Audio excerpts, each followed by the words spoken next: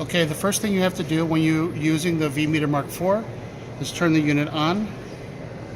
You need to calibrate the transducers. In order to do this, you just hit the escape button, go down to setup menu, hit enter, go down to calibrate transducers, hit enter.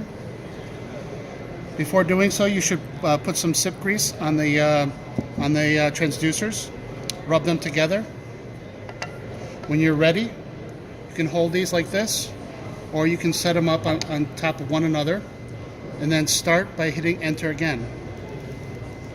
This will start sending pulses. It'll check the gain at every stage, and then it will adjust the transducer reading, or the transit time reading as it's calibrating the transducers here at each gain setting.